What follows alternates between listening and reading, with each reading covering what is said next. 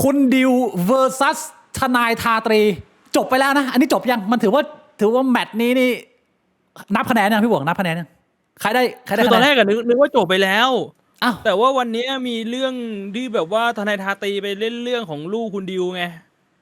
คุณดิวก็เลยบอกว่าเฮ้ยอันนี้มันเกินไปแล้วหรือเปล่ายังไงก็เลยไม่รู้ว่าตอนนี้มันมีการแบบว่าต่อยก2หรือเปล่าเขาไม่ได้เล่นลูกไม่รู้พี่บิ๊กเห็นไหมเขาเล่นลูกคุณดิวอะเขาเอาภาพไม่ตอนแรกเขาเล่นเมียก่อนเขาเล่นเรื่องที่แบบว่าเมื่อ10 ปีที่แล้วมีคดีความทำร้ายร่างกายใช่ภรรยาเขาใช่ไหมเสร็จปุ๊บเหมือนอยู่ๆทนายแม่งบอกว่าได้ใจกูซัดต่อเขาบอกว่าคุณดิวเนี่ยมีลูกสาวอยู่2 คนแล้วก็ลูกสาวคนนึงอ่ะอยู่กับภรรยาที่เลิกกันไปแล้วลูกสาวคนนึงอยู่กับคุณดิวไอ้แบบเนี้ยได้เหรอไม่เอาลูกสาวคืนแม่เขาไปเลยแบบนี้เหมือนโพสต์ทนายมีอยู่โพสต์หนึ่งโพสต์ประมาณนี้ล่ะพี่ดิวเขาก็เลยไม่ไหวไงเขาเลยบอกเฮ้ยนี่เกินไปคือแบบว่าคุณมาล้อเลียนคุณมาด่ามาแซะตัวผมอะไรยังไงผมก็ยังแบบเล่นกับคุณได้นะบนอินเทอร์เน็ตแต่นี่มันเรื่องของลูกแล้วภรรยาเนี่ยก็เรื่องจบไปตั้งแต่10 ปีที่แล้ว13 ปีคนอื่นแล้วมันทำไมถึงมาเล่นพวกนี้อันนี้คือคุณดิวเขาก็โพสต์นะแล้วพี่บงคิดว่าเกินไปไหมเกินเส้นไปไหมหรือว่าไม่เกิน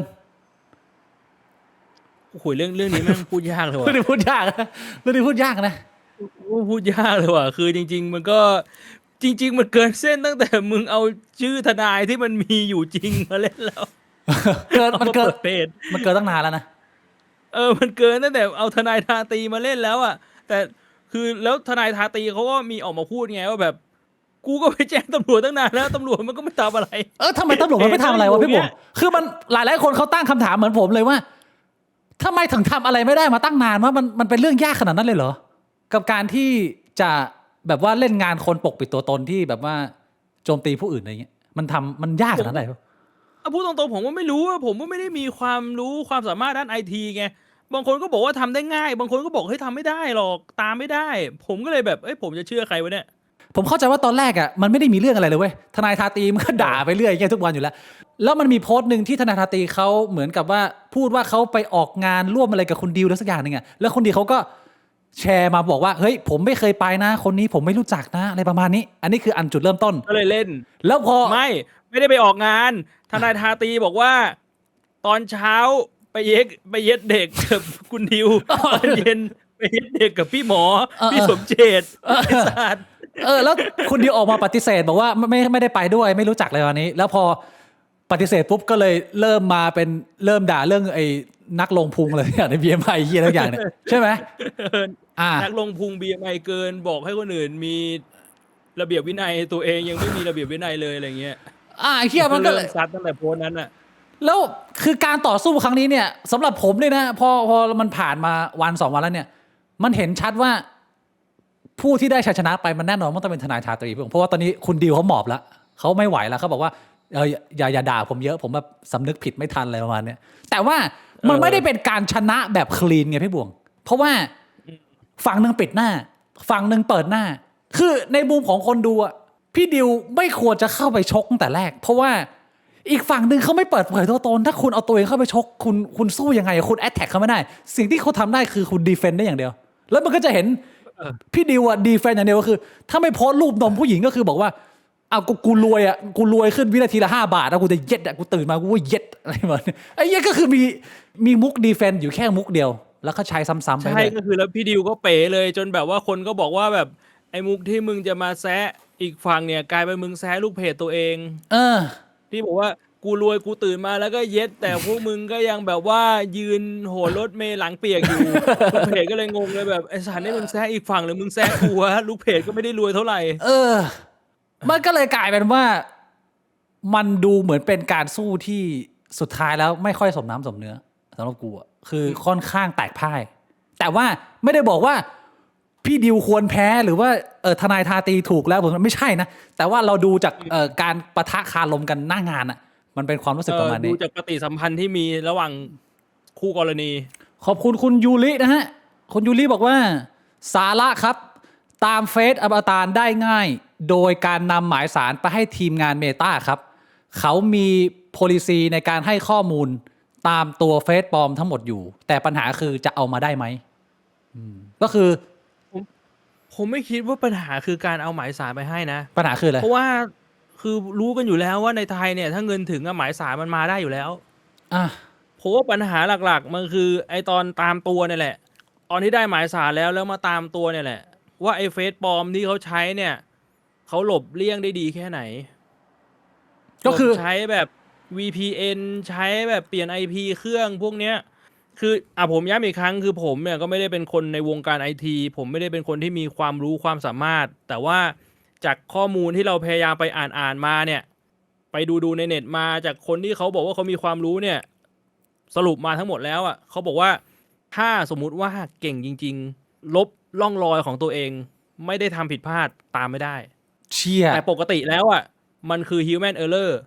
มันคือความผิดพลาดของมนุษย์ที่มันมีการทิ้งร่องรอยเอาไว้มันเลยทำให้มันตามได้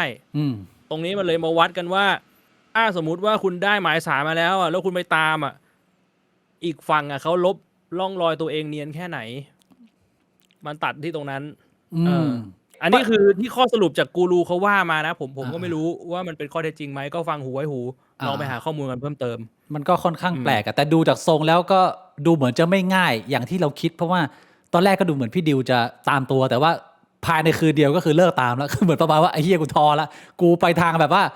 เนียนๆเหมือนมาช่วยกันปั่นยอดไลค์อะไรประมาณนี้กว่าก็เลยคือไปทรงแบบมันไม่สามารถหาตัวได้จริงๆเชี่ย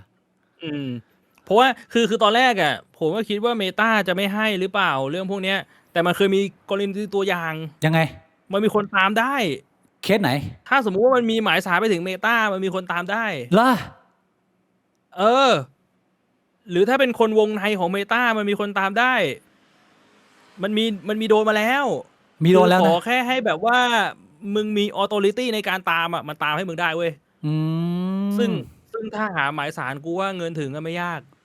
แต่พี่ดิวก็ดูจะมีศักยภาพนะพี่บ่วงในการที่จะทำทุกสิ่งทุกอย่างนี้ถึงได้บอกไงว่ามันไม่ได้ไปตัดตรงเมตาแต่มันไปตัดตรงหลังจากที่มึงได้ข้อมูลมาจากเมตาแล้วจะทำยังไงต่อเจอถึงคนจริงหรือเปล่าแล้วเขาอาจจะไปคุยกันแล้วผมก็ไม่รู้นะแต่เขาอาจจะไปคุยกันแล้วแบบมันอาจจะไม่คุ้มเสี่ยงหรอกและที่หลายคนก็เท่านั้นก็ช่างแม่งที่หลายคนเขาบอกว่าทนายทาตีนี่คือคนที่เคยทำเพจพี่หมีกด1ขึ้นเรือใช่ไหมพี่หมีติดคุกไปแล้วตัวจริงอันนี้แฟกต์กับพี่บวงได้ยินมาจากมนุษย์ต่างดาวอีกทีนึงมันก็ไม่รู้ว่าเป็นแฟกต์หรือเปล่าแล้วความมนุษย์ต่างดาวก็ข้อมูลค่อนข้างชัวร์บอกว่าติดคุกไปแล้วตัวจริงพี่หมีกด1วิเคราะห์เหรอแสดงว่านี่เป็นการเหมือนสวมสิทธิ์เหรอสวมรอยก็อาจจะไม่ใช่สวมรอยหรอกก็เรียกว่าเป็นแบบว่าคนที่อยากจะขึ้นมาดำเนินเจตนารมณ์ตามเหรอไอ้เชื่อสืบสารวัฒนธรรมเหรอทีนี้ในเรื่องนี้ผมอยากจะชวนคุยแยกไปเป็นส่วนของพี่ดิวกับส่วนของทนายทาตีส่วนของพี่ดิวก่อนคือเทคนิคการถกเถียงและเอาชนะด้วยการอวดรวยที่ดูเหมือนจะเป็นอาวุธที่แข็งแกร่งของพี่ดิวมาโดยตลอดพี่บอกว่าเทคนิคนี้มันเวิร์กไหมถ้ามีคนสนับสนุนเยอะนะมีคนชอบเยอะนะเวลาพี่ดิวบอกว่ากูตื่นมากูเย็ดโอ้โหแบบไลฟ์แบบ20,000 30,000เนี่ยพี่บอกคิดว่ามันเวิร์กไหมเทคนิคนี้หรือว่ามันมีจุดบกพร่องอะไรยังไงโหมันคือเทคนิคเรียกยอดฟอลแต่มันไม่ใช่เป็นเทคนิคที่เอาไว้ไปทะเลาะกับคนอื่นได้คือมันเป็นสิ่งที่คนในสังคมเห็นแล้วก็ว้าวแบบเฮ้ยเจ๋งว่ะคนนี้มีเงินรวยมีความน่าเชื่อถือมีเครดิตชีวิตดีอะไรอย่างนี้แต่ว่าเมื่อไหร่ที่มึงเอาเรื่องนี้ไปเบ่งคนอื่นเอาไปดูถูกคนอื่นเนี่ยกูว่าไม่เวิร์กโดนแบ็คไฟเออร์นะใช่แค่อวดตัวเองไม่ได้ไปเทียบกับใครเวิร์กแต่เมื่อไหร่ที่แบบมึงจะมาเทียบกูได้เหรอกูรวยโดนย้อนสอน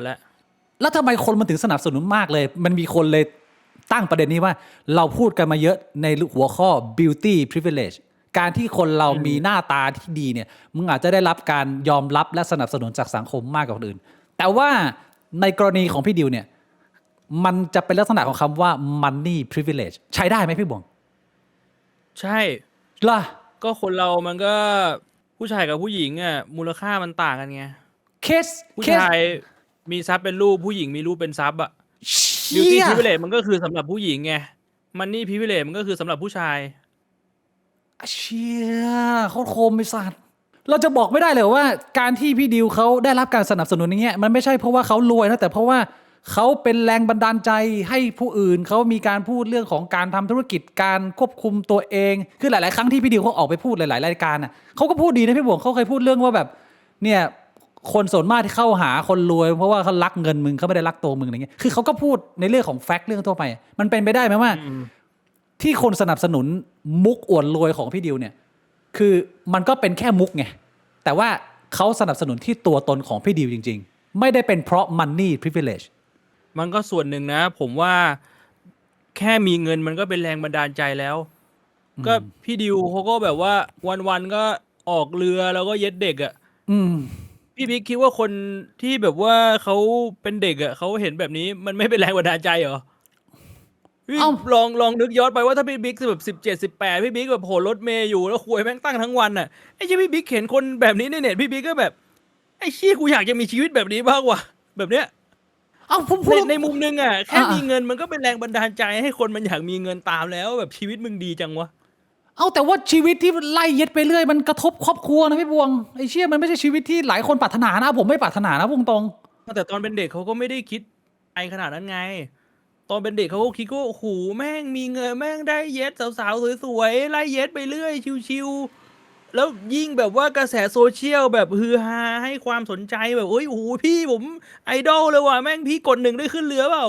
มันก็ยิ่งเป็นไฮป์แมชชีนน่ะเป็นไฮป์เทรนให้คนมันไฮป์ใช่ป่ะคนมันก็อยากแบบเฮ้ยเชี่ยแม่งเมื่อไหร่จะถึงคิวกูบ้างวะเมื่อไหร่กูจะรวยแบบนั้นบ้างวะเมื่อไหร่กูได้ขึ้นเรือบ้างวะอะไรอย่างเงี้ยมันก็เป็นไฮป์แมชชีนแต่ว่าในส่วนหนึ่งอ่ะที่บิ๊กพูดอ่ะมันก็เป็นข้อเท็จจริงนะก็คือจริงๆผมเห็นพี่ดิวเขาไปออกรายการหลายรายการในแง่มุมของการลงทุนบางแง่มุมเขาก็พูดดีใช่เขาพูดดีเขาให้ความรู้นี่มันก็เป็นข้อเท็จจริงเพราะฉะนั้นผมเลยคิดว่า2อย่างนี้มันส่งเสริมกันนึกออกปะคือด้านหนึ่งมันคือการไฮป์ในโซเชียลมีเดียแต่ในอีกด้านหนึ่งคือเขาก็วางตัวดีนะในช่วงหนึ่งโดยเฉพาะช่วงแรกๆที่ผมรู้จักคุณดิวก็จะเป็นช่วงที่ชกกับดร.โสพลไงใช่นึกออกใช่ปะช่วงนั้นก็คือดร.โสพลแม่งเป็นเหมือนแบบตัวร้ายบนอินเทอร์เน็ตอ่ะใช่แล้วก็ฝั่งซีเคกับฝั่งคุณดิวอ่ะก็คือแบบเป็นฮีโร่อ่ะนึกออกปะใช่มันก็เชียร์ฮีโร่ไงมันก็แบบมันก็นะมันเลยแบบส่งเสริมซึ่งกันและกันเรื่องพวกเนี้ยเรื่องพี่ดิวผมว่ามันมี2ส่วนมันมีคนที่แบบที่พี่บอกคือกูมีคนนักเย็ดเป็นไอดอลก็แต่ก็บางคนก็อาจจะชอบพี่ดิวในมุมอื่นๆแต่ว่าสำหรับผมเนี่ยแม้ผมจะชอบพี่ดิวในมุมอื่นๆแต่ไอ strategy ในการอวดรวยแล้วแบบไล่เย็ดสำหรับกูว่ามัน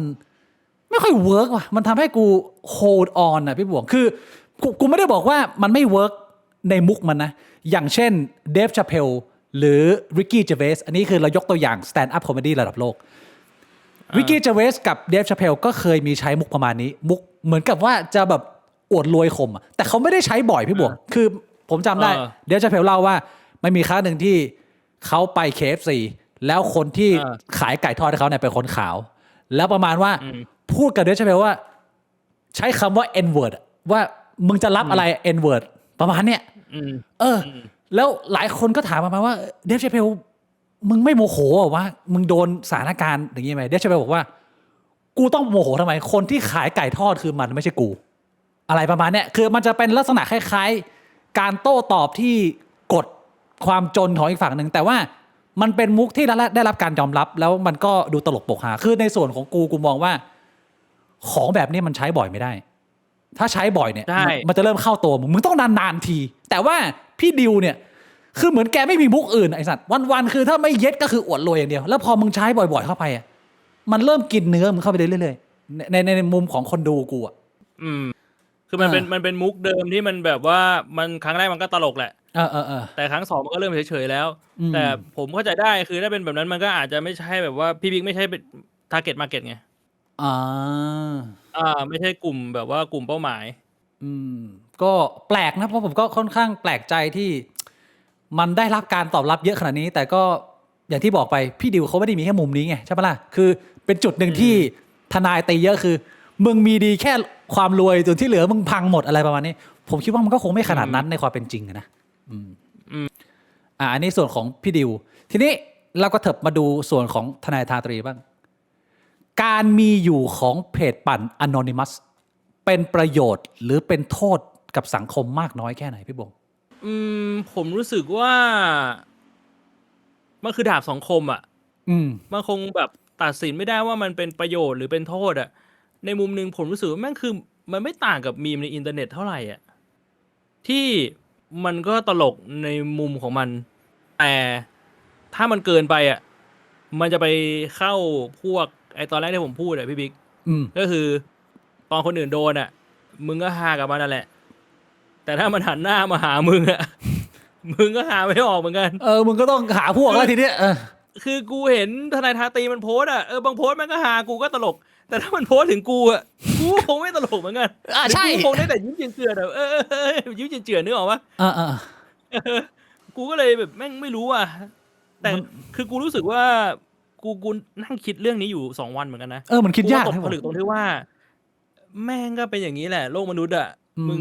ต่อให้มึงจะคิดว่าแม่งไม่สมควรมีอยู่อ่ะมึงก็ไม่สามารถตัดมันออกไว้ได้เว้ยมันมาตกผลึกตรงที่ว่าแบบบางทีมึงก็ต้องแบบว่ายอมรับข้อเท็จจริงบางอย่างของชีวิตว่าในสังคมแม่งก็จะมีอะไรแบบนี้ต่อไปอ่ะมันอยู่ที่ว่ามึงเรียนรู้ที่จะเอนจอยกับมันบางส่วนหรือมึงเลือกที่จะไม่สนใจก็ได้ถ้ามึงคิดว่าอันนี้มันเป็นโทษกับสังคมมึงคิดว่ามันเป็นท็อกซิกอ่ะกูว่ามันคือ responsibility ของมึงที่มึงก็ต้องเลือกตัดแม่งออกไปจากตัวมึงก็กด unfollow มึงกดแบนเพจอะไรไปอ่ะทำได้แค่นั้นใช่ผมว่ามันไม่มีทางที่มันจะหมดไปไอ้เชี่ยทนายทาตีนี่เพจโดนรีพอร์ตโดนแบนไปเดี๋ยวมันก็มีตัวใหม่ผุดขึ้นมาใช่ไม่มีทางเลือกแล้ววิธีการรับมือพี่บุ๋งถ้าสมมติว่าคนที่โดนทาร์เก็ตมันไม่ใช่พี่ดิวแต่ว่าเป็นพี่บุ๋งวิธีการรับมือกับคนแนวเนี้ยมันต้องรับมือกันไหมพี่บุ๋งเอาตรงๆผมว่าก็ได้แค่ยิ้มเจือนอะยิ้มเจือนเพราะอย่างที่พี่บิ๊กบอกอะอย่างที่พี่บิ๊กบอกมันถูกต้องเลยคือมึงจะไปรับมือยังไงอะเหมือนมึงชกกับเงาอะมึงไม่รู้ว่ามึงไม่รู้ว่าคนที่คุยกับมึงคือใครอะใช่ซึ่งจริงๆเอาตรงๆนะพี่บิ๊กไอ้เชี่ยที่ผมไลฟ์สตรีมอยู่ทุกวันเนี้ยแม่งก็เหมือนผมโดนทนายทาตีเล่นทุกวันอะทำไมอะคือผมไม่รู้ว่าคนที่แม่งมาพิมพ์อะไอ้เชี่ยนะตูไอ้แป้ง BTS อะไรพวกนี้แม่งเป็นใครอะแม่งก็พิมพ์คุยกับผมทุกวันอะแม่งก็โชว์ผมทุกวันผมก็นั่งคุยผมว่าก็คุยกับแม่งอะมันก็ทำได้แค่นั้นอะผมเลยมองว่าแม่งเป็นส่วนหนึ่งในชีวิตผมไปแล้วผมก็ทำให้แม่งแบบว่าตลกโปกฮาไปอะถือว่าเป็นสีสันให้กับตัวผมและคนดูทุกฝ่ายมันก็วินวินเนี่ยก็ประมาณนั้นน่ะสำหรับผมอันนี้คือวิธีการรับมือนะบางคนทำได้แค่นี้แหละไอคนที่มันสนับสนุนมันมองว่าการมีอยู่ของเพจปั่นอย่างนี้นะมันเหมือนกับโรบินฮูดอะที่แบบว่าคอยไปจี้จุดของคนตัวใหญ่ๆที่คนตัวเล็กๆมันไม่สามารถพูดได้ไปแบบว่าไปเตือนสติหน่อยว่าเฮ้ยมึงเบาๆกับลักษณะมึงนิดหน่อยบางคนมันก็มองว่าทนายทาตีเป็นโรบินฮูดไปเลยนะพี่บุ๋มโรบินฮูดตัวใหญ่ๆก็ไอ้เหี้ยแล้วไปเล่นกับแบบตังVK เจนซีกระแทกมาทุกวันตัวใหญ่เหี้ยเลยเอาดิไงมาเล่นพี่ดิวนั่งเล่นเจนซีซิงเกิลมัมเงี้ยเหี้ยซิงเกิลมัมชีวิตแม่งก็แย่อยู่แล้วโดนทนายทาตีเล่นโรบินฮูดเหี้ยอะไรไม่ใช่เลยกูบอกให้ว่าถ้ากูโดนนะมันจะคล้ายๆประมาณว่าเหมือนกูโดนข่มขืนนะพี่บวงก็คือกูไม่สู้อ่ะกูปล่อยให้แม่งเย็ดกูกันไปเลยจนกว่าแม่งจะเหนื่อยมึงเสร็จแล้วใช่ไหมมึงก็รีบๆเก็บกระเจียวมึงแล้วกลับไปกูจะได้กลับบ้านกูมันต้องเป็นลักษณะนี้วิธีการสู้มันทำได้ทางเดียวอ่ะวิธีการรับมือกับเคสอันนี้คือมึงต้องปล่อยให้เขาเย็ดไปเรื่อยๆจนกว่ามันจะเหนื่อยแล้วก็มึงก็ move on ชีวิตมึงต่อเพราะถ้าเกิดว่ามึงไปอีกทีนะพอมันปุ๊บมันเสียวมันก็ใส่มึงต่อมันก็ไม่จบไงพี่บวงใช่ปะล่ะมันก็ต้องมีชั้นเชิงบ้างเล็กน้อยนะน่าจะจบแล้วนะพี่บงเรื่องนี้ไม่น่าจะมีอะไรมากก็เรียกว่าตอนนี้ก็ไปเรื่องอื่นแล้วเมื่อวานก็ชกพี่บอยท่าพระจันทร์วันนี้ก็ชกนาไรบีน่าชกบ้วยบ่อยเลยก็เปลี่ยนทาร์เก็ตไปเรื่อยนะพี่บิ๊กได้เข้าไปดูเพจทนายทาตีป่ะเข้าไปดูเดี๋ยวไอ้เหี้ยคุยกันขนาดนี้ไม่ดูได้ไงพี่บิ๊กเห็นใช่ไหมว่าทุกชั่วโมงมันจะมีขอโทษอะไอ้สัตว์มันควรตีชิบหายแม่งเหมือนมันก๊อปปี้แล้วมันก็แปะแล้วก็เปลี่ยนชื่อแล้วก็ไปตั้งสเกดูไว้หลังบ้าน กูกูไม่รู้ว่าแม่งตั้งสเกดูไว้กี่วันเผลอๆแม่งตั้งไว้เป็นเดือนเนี่ยแม่งแบบขอโทษรายชั่วโมงเอาจริงๆคือเพจป่านมันมีเยอะพี่บุ๋งแต่เราไม่เคยเห็นใครที่แม่งเล่นถึงขนาดนี้มาก่อนนะเอาพูดตรง ใช่ก่อนหน้านี้มันไม่ได้แม้ขนาดนี้ อ่ะอย่างที่พี่บุ๋งพูดผมว่าพี่บุ๋งสรุปดีนะบางทีมันพูดยากสุดท้ายแล้วมันเป็นเรื่องที่เราควบคุมไม่ได้นะเราก็ได้แค่ระวังตัวเองนะฮะทนายแม่งเหมือนซานกีฟอะกางแขนหมุนตัวต่อยมั่วพี่บุ๋งจากซานกีฟอะเจอสตรีทไฟเตอร์อะ แม่งเอาทุกคน